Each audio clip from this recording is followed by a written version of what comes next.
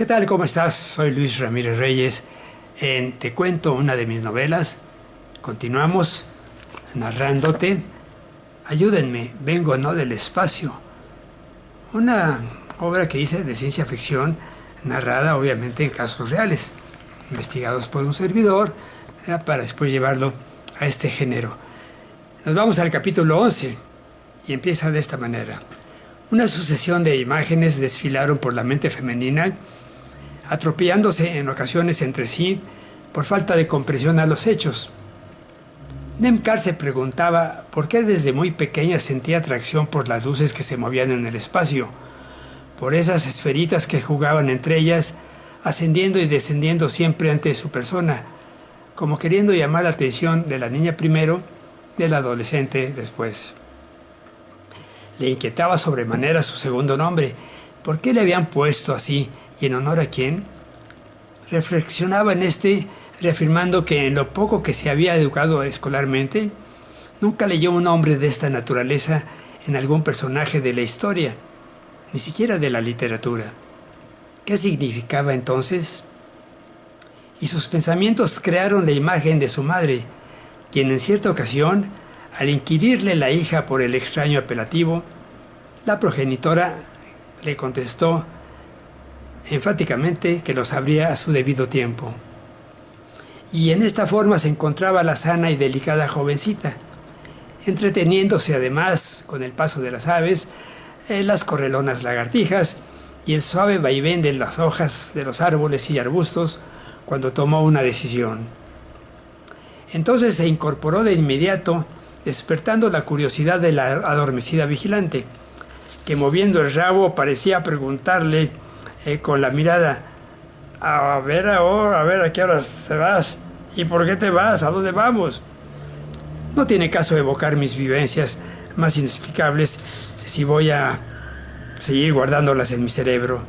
Debo comunicarlas a alguien que pueda darme un consejo, que pueda darle forma a esa serie de incidentes relacionados con los ovnis, para que yo llegue a saber quién en realidad soy, o si es normal que todas las chicas a mi edad caigan en ese estado de desasosiego, se dijo resuelta a sí mismo. Determinó por consiguiente regresar a casa y para empezar a buscar en su borrosa identidad, primero planeó averiguar qué tanto había de platos volantes y seres del espacio que se esconden en la laguna del Chichica. Iba a dar el primer paso cuando tres figuras a lo lejos, entre los pinos, le sorprendieron.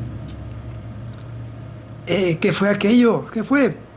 Vi claramente a tres personas pasar de un árbol a otro. Eran como fantasmas, pues solo capté especie de sombras sin contornos definidos.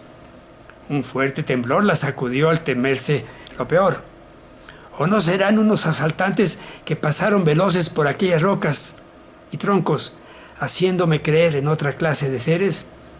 ¿O no se tratará de extraterrestres que me andan rondando? Sí, pues sí, porque siempre pienso en lo del espacio y que ahí suceden cosas muy raras. Mientras atendía sus razonamientos, el fiel can aullaba tímidamente, agazapado en la maleza, inmóvil. Asimismo, se soltó un frío viento que rozó su delicada anatomía, lastimando la cara, que se cubrió en el acto, tratando de encontrar una explicación a cuanto sucedía. En eso estaba, entre muy sorprendida, temerosa e incrédula, cuando una ronca y fuerte voz la hizo saltar del susto. «Nemcar, hija, ¿dónde estás? Vente a desayunar». Reaccionó al instante, conociendo que provenía de su padre, y contestó un tanto nerviosa: «Aquí, papá, en el primer claro del bosque que está atrás de la casa. Estoy bien, voy para allá». No quiso alarmar a los suyos, que ya de por sí estaban muy preocupados con tanta cosa que le pasaba, por lo que mejor corrió hacia ellos, luchando por borrar de su mente el descubrimiento de las criaturas aquellas que sintió además que le espiaban y se escondían de ella con facilidad. Poco más tarde, Tras dar sencillas explicaciones del por qué se había salido a dar una vuelta por las cercanías tan temprano, almorzaba con su padre, madre, abuela y hermana. Los parientes intentaban hacerle plática, pero ella sutilmente los eludía enfrascada en sus pensamientos, que ahora más que nunca la atosigaban con más preguntas.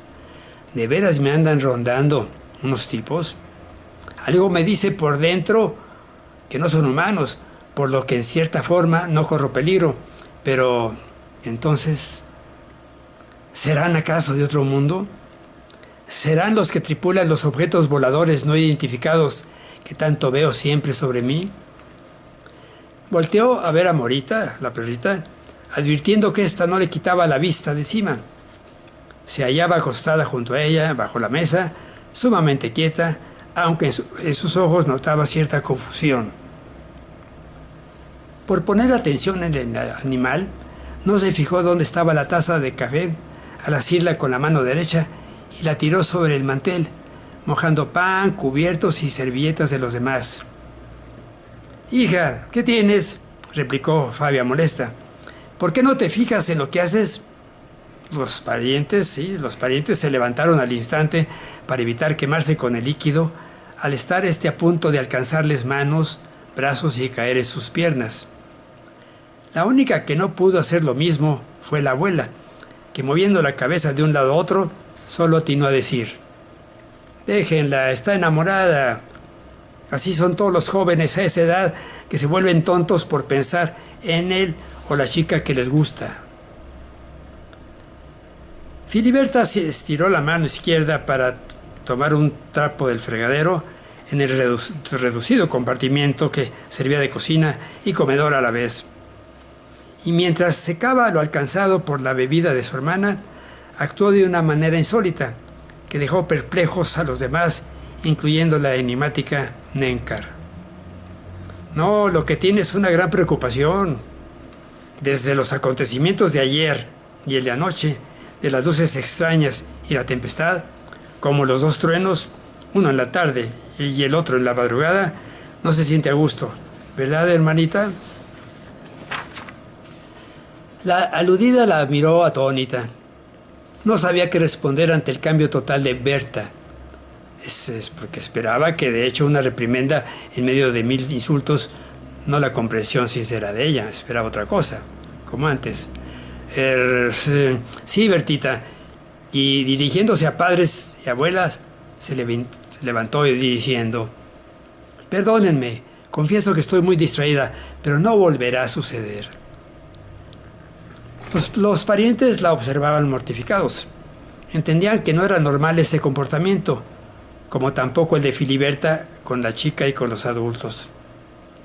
El jefe de familia recordó el juramento hecho por la mayor cuando creyeron que Nenkar había fallecido, y las palabras proferidas en voz alta le ayudaron a creer en que comenzaban a tener efecto.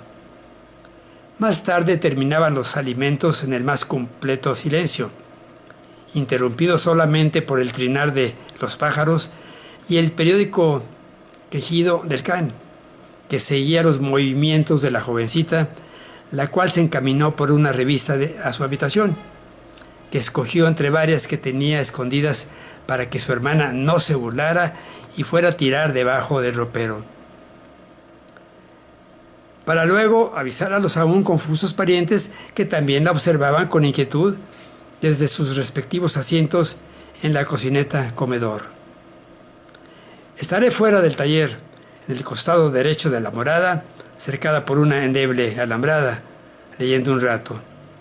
Y dando la cara a su tutor, a su padre, le espetó: «Si me necesita, papi, écheme un grito».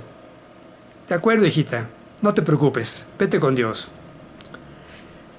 «Gracias, pero ¿qué más quisiera?», contestó suspirando, mirando la portada de la publicación que mostraba una enorme y oval nave suspendida en el aire sobre una casa de campo. «Aunque parece que los que tripulan estas cosas son los que me quieren llevar», soltó la frase en voz aguda, en una voz queda, mientras los suyos voltearon a mirarse entre sí con un gesto de interrogación. «¿Qué dice?», corearon. Capítulo 12. Sentada en un viejo columpio que pendía de dos fuertes y verdes pinos, hojeando la publicación ovnística, se topó entusiasmada con lo que buscaba. ¡Lo encontré! Sabía que esta era la revista que me daría la información que quiero. ¡Qué buena suerte tengo! A ver, veamos qué dice este artículo sobre la laguna del Chichica. La nota la firmaba un tal señor Gabriel Moreno en la revista Contacto OVNI.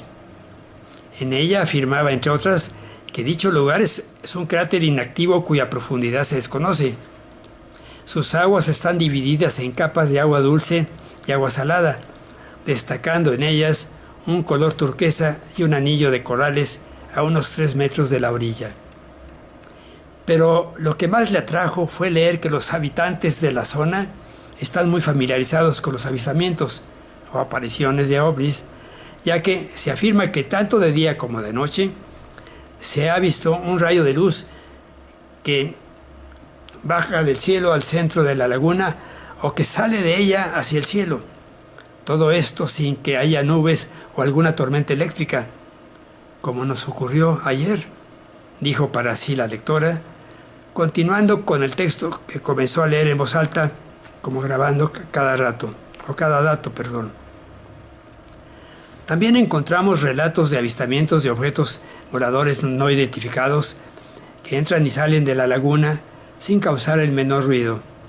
Otras personas describen la aparición de luces bajo las oscuras aguas que de pronto desaparecen.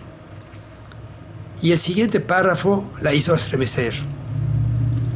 Se ha pensado que este cráter, laguna, pudiera ser el acceso a una base o laboratorio, estación en el interior del planeta, y que las radiaciones que causa el aforo de vehículos de elevada tecnología han propiciado el que se le considere a la laguna maldecida.